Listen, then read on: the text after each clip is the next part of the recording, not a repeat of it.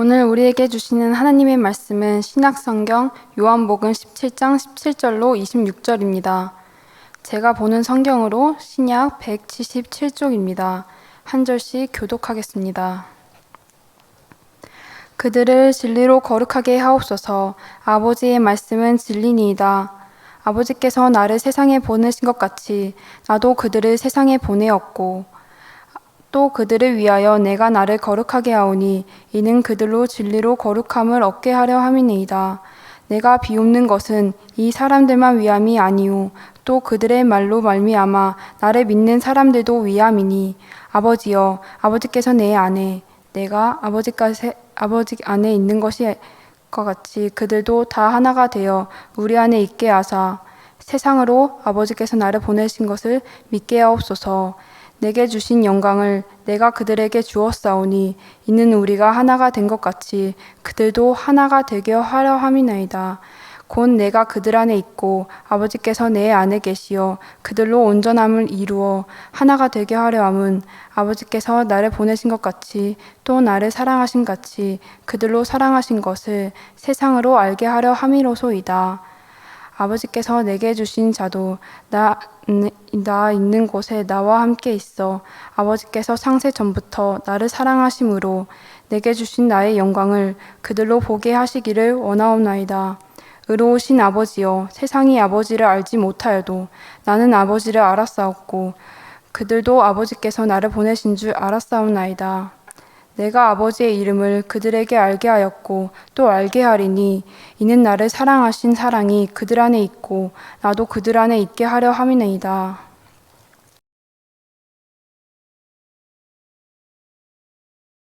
제가 송출되고 있는 화면을 잘 관찰해 보시겠습니까?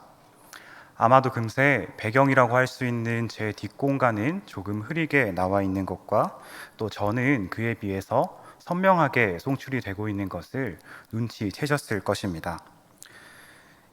이번에는 설교 전에 하나님께 아름다운 찬양을 올려드렸던 샤론 찬양대가 찬양했던 모습을 떠올려 보시겠습니까? 아마도 지금 송출되고 있는 저를 비추는 화면과는 달리 뒷 배경까지 깔끔하게 잘 나왔던 것을 기억하실 수 있겠습니다. 이런 촬영 기법을 아웃포커싱과 펜포커싱이라고 합니다. 아웃포커싱은 촬영을 당하는 이 피사체에 초점을 맞추고 나머지 부분을 흐릿하게 만들어서 피사체에 집중할 수 있게 의도를 가진 기법입니다. 반면 펜포커싱이라는 것은 피사체와 배경 모두를 동등하게 초점을 갖고 촬영합니다. 인물 못지않게 배경이 잘 나와야 하는 여행사진 또 풍경사진에서 이러한 기법을 사용합니다. 갑자기 촬영 기법에 관한 용어를 들고 와서 소개하니 좀 당황스러우시지요? 이것이 무슨 말인가 좀 헷갈리시겠지만 알고 보면 우리의 일상에서도 이러한 순간들이 덜어 있음을 발견하실 수 있습니다. 사랑이라는 게 그렇습니다. 처음 사랑에 빠지던 순간을 한번 떠올려 보시겠습니까? 누군가를 처음 사랑하게 되면 그 사람만 보이게 되고 또 그 사람만 생각이 나게 됩니다.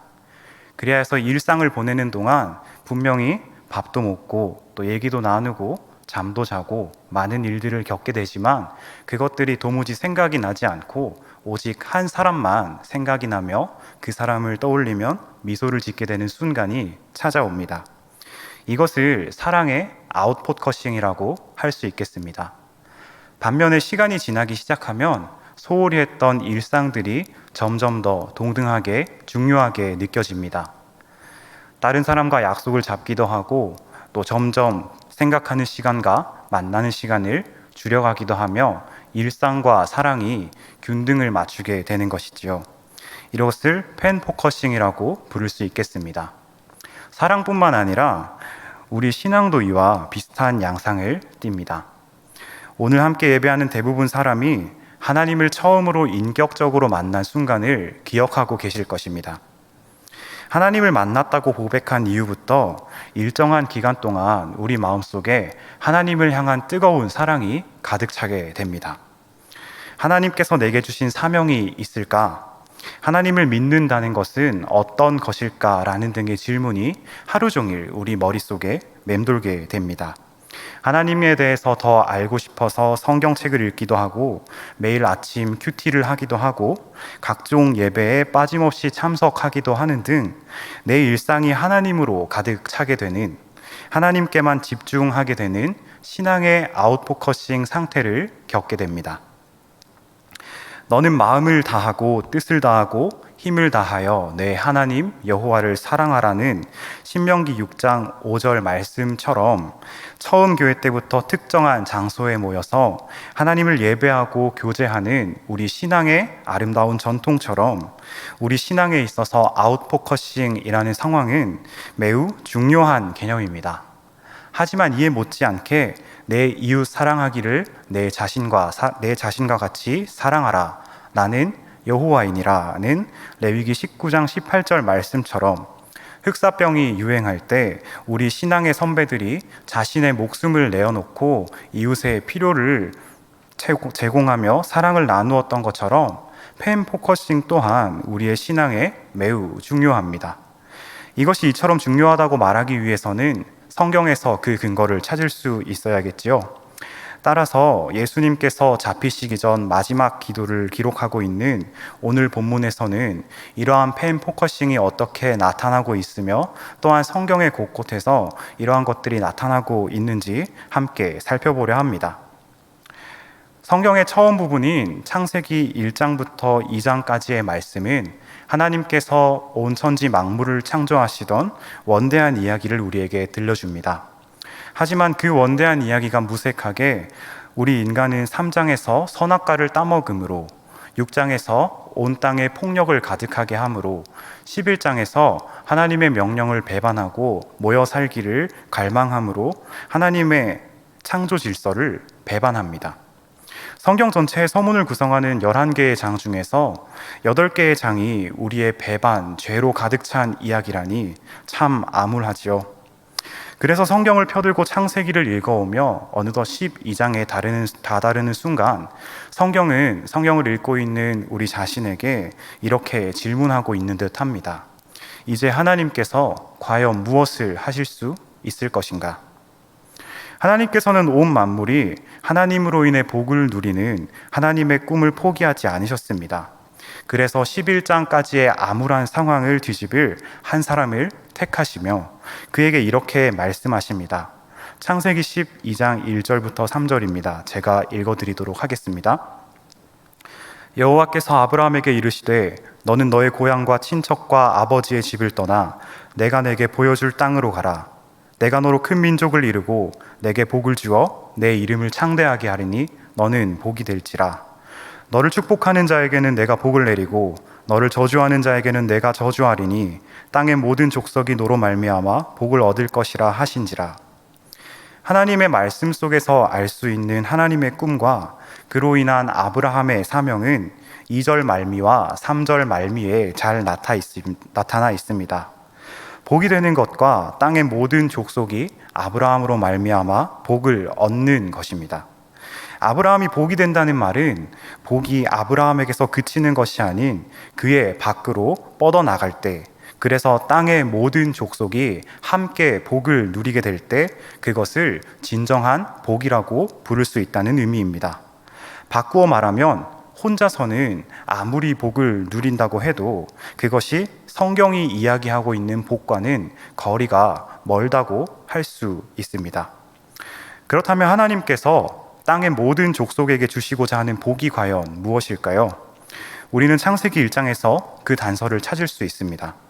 창세기 1장에서 하나님께서 복 주시는 장면은 총 3번에 걸쳐 등장합니다. 5째 날에 물고기와 새에게, 6째 날에 인간에게 복을 주셨습니다. 3번째는 안식일 그 자체에 복을 주십니다. 처음 2복은 번성하여 바다와 땅에 충만하라는 내용을 담고 있으며 3번째 복은 안식일을 지킬 것을 명령하고 있습니다. 그렇다면 이렇게 정리해 볼 수 있습니다. 창조 때 우리에게 주어진 원복은 한편으로는 생육함, 풍성함, 충만함을 누리는 것이고 다른 한편으로는 창조주 하나님과의 거룩하고 조화로운 관계를 바탕으로 창조 세계 안에서 안식을 누리는 것입니다. 결국 하나님과 올바른 관계를 맺을 때 우리가 누리는 모든 것이 복이 된다고 할 수 있습니다. 구체적으로 이 복은 아브라함과 그 가족을 통해 다른 이에게 전파되기 시작합니다. 라반은 야곱에게 내린 하나님의 복으로 인해 풍성해집니다. 보디발 또한 요셉으로 인해 복을 받습니다. 이집트의 파라오는 야곱으로 인해 복을 받습니다. 따라서 우리가 우리 자신을 예수 그리스도를 믿음으로 말미암아 아브라함의 복에 참여하는 새 이스라엘, 즉 교회가 됐다고 표현한다면, 우리 스스로를 그렇게 여긴다면 복이 되라는 아브라함의 약속은 우리의 약속이 되는 것이기도 합니다. 우리에게 오는, 우리가 가서 만나는 누구나 우리를 통해 하나님과 올바른 관계를 맺고 하나님께서 허락하신 것을 풍성하게 즐길 수 있게 되는 복의 통로가 되어야 합니다. 우리가 가장 위대한 선교사가 누구인가 하고 질문할 때 제일 먼저 떠올리게 되는 바울 역시 아브라함의 복을 자신의 복으로 굳게 믿으며 따르며 사는 사람이었습니다. 바울 복음의 정수를 나타낸다고 하는 로마서에서 그는 처음과 끝부분에 동일한 문장을 사용하면서 자신의 소명을 밝히고 있습니다. 로마서 1장 5절과 16장 26절에서 찾아볼 수 있는 표현인데 역시 제가 읽어드리겠습니다. 그의 이름을 위하여 모든 이방인 중에서 믿어 순종하게 하나니. 바울이 밝히고 있는 자신의 소명은 원어의 표현을 빌어 풀어 말해보자면 그리스도의 이름을 위해 모든 이방인을 믿음의 순종을 살아내는 이로 세우는 것입니다. 로마서 12장 서두에서 그가 로마 교회 교인들에게 세상을 본받지 말아라. 너희는 하나님께 너희를 거룩한 산 제물로 드리라고 권면하는 것도 이와 같은 맥락이라고 할 수 있을 것입니다. 즉 바울은 자신을 이방인을 믿음의 순종 또 산 제물로 하나님께 드리는 제사장으로 이해하고 있다고 볼 수 있습니다. 바울의 이러한 이해는 이스라엘 민족의 소명에서 나왔습니다. 시내산에서 하나님과 이스라엘이 언약을 맺는 장면을 그리고 있는 출애굽기 14장 5절부터 6절에서는 성경이 이렇게 말을 하고 있습니다. 세계가 다 내게 속하였나니 너희가 내 말을 잘 듣고 내 언약을 지키면 너희는 모든 민족 중에서 내 소유가 되겠고 너희가 내게 대하여 제사장 나라가 되며 거룩한 백성이 되리라. 너는 이 말을 이스라엘 자손에게 전할지니라. 바울이 자신의 소명을 밝히고 있는 로마서의 말씀과 그러한 바울이 속했던 이스라엘 민족의 소명을 밝히고 있는 출애굽기의 말씀은 우리로 하여금 한 사람을 계속해서 떠오르게 합니다. 땅의 모든 족속이 너로 말미암아 복을 얻을 것이라는 약속을 받은 아브라함입니다. 아브라함의 복에서 출발해 이스라엘과 바울의 소명이 된 펜포커싱이 복음서에서는 어떻게 나타나고 있을까요? 오늘 본문인 요한복음 17장 21절부터 23절을 통해 알아보고자 합니다. 오늘 본문을 포함하고 있는 17장 전체는 예수님께서 잡히시기 전에 하나님께 드린 기도의 내용을 담고 있습니다. 예수님의 기도는 크게 세 부분으로 구성되어 있습니다. 첫째는 예수님 자신을 통해서 아버지이신 하나님께서 영광을 받길 간구하는 내용이며, 둘째는 그 영광을 세상에 나타날 제자들을 위한 기도입니다. 오늘 본문은 세 번째 기도 제목으로 제자들로 하여금 하나님의 사랑을 확인할 세상, 즉 땅의 모든 족속들을 위한 기도에 속해 있습니다. 예수님께서 하신 기도에 땅의 모든 족속이 포함되어 있다는 것은 우연은 아닐 것입니다. 또한 17장 1절을 보면 예수님께서 기도하기 전에 제자들에게 마지막으로 하신 말씀이 있다고 언급하고 있는데, 바로 앞절인 16장 33절은 그 말씀을 이것을 너희에게 이르는 것은 너희로 내 안에서 평안을 누리게 하려 함이라. 세상에서는 너희가 환난을 당하나 담대하라. 내가 세상을 이기었노라고 기록하고 있습니다. 제자들 안에 평안이 있는 것을 원하셨다면 또 제자들로 하여금 하나님의 사랑을 알게 되는 땅의 모든 족속 안에도 평안이 가득하게 있는 것을 원하셨다면 우리를 향한 예수님의 뜻은 창조 세계 안에서 하나님께서 주신 풍성함을 누리며 하나님과의 관계 안에서 안식을 누리기 원하신 하나님의 뜻과도 같다고 이야기할 수 있습니다. 그렇다면 하나님과 올바른 관계를 맺는다는 것, 그래서 안식을 누린다는 것은 어떻게 우리의 삶에 구체적으로 나타날까요? 본문을 보며 함께 찬찬히 풀어가겠습니다. 21절을 함께 읽어보겠습니다. 아버지여, 아버지께서 내 안에, 내가 아버지 안에 있는 것 같이 그들도 다 하나가 되어 우리 안에 있게 하사 세상으로 아버지께서 나를 보내신 것을 믿게 하옵소서. 본문에는 예수님의 기도 제목이 하나 나타나고 있습니다. 세상이 예수님을 하나님께서 보내신 이라는 것을 믿게 하는 것인데, 그것은 하나님과 예수님이 하나 된 것 같이 제자들도 서로 하나됨으로 말미암아 그들의 관계 안에서 하나님과 예수님의 관계를 나타내는 방법으로 행해집니다. 다시 말해서 제자들이 이방인에게 전하는 복음의 형태는 또한 이제 교회가 된 우리가 예수님을 알지 못하는 세상에 예수님을 전하는 아웃도어 크리스천이 되는 형태는 삼위일체 하나님께서 서로 사랑하는 모습과 동일하게 나타나야 한다는 것입니다. 22절은 21절과 같은 내용을 담고 있으나 여기에 한 가지의 개념이 추가됩니다. 영광이라는 단어입니다. 성경에서의 영광이란 단어는 주로 하나님의 나타나심, 하나님의 목적이 이루어짐, 하나님의 능력이 드러남과 같은 맥락에서 사용됩니다. 이 영광을 하나님께서 예수님께 주셨으며 예수님은 태초부터 계셨던 말씀, 즉 하나님의 언어였다는 것을 기억한다면 이 표현이 예수님을 통해 하나님의 목적이 드러나고 완성되었다는 것을 말하고 있음을 우리는 알 수 있습니다. 그러므로 예수님께서 영광을 믿는 자들에게 주셨다는 것은 믿는 자들의 공동체를 통해서 하나님의 목적이 드러나야 함을 의미하며, 그것이 23절에서 표현하고 있는 우리 공동체의 완전함이 될 것입니다. 참 어려운 개념이지만 이 개념을 가지고 예수님께서 우리에게 주신 새 계명을 보면 우리가 나아가야 할 방향이 뚜렷해집니다. 요한복음 13장에서 예수님께서 제자들에게 새 계명을 주시며 내가 너희를 사랑한 것 같이 너희도 서로 사랑하라고 하셨습니다. 앞서 살펴본 내용을 토대로 예수님의 서로 사랑하라는 명령을 살펴보면 예수님께서 말씀하신 사랑이란 것은 감정이 충만한 것을 넘어서 서로에게 하나님의 창조 목적을 드러내는 일, 서로가 서로에게 하나님의 창조 목적을 경험할 수 있는 존재가 되라는 이야기입니다. 제자들이 그렇게 사랑하는 모습을 세상이 볼 때, 또 제자들이 그들의 공동체에서 경험한 사랑을 들고 세상으로 나아갈 때 비로소 세상이 제자들의 모습을 통해 하나님의 사랑을 경험하고 하나님께로 돌아오는 일이 일어날 것이라는 겁니다. 지금까지 나눈 이야기를 정리하겠습니다.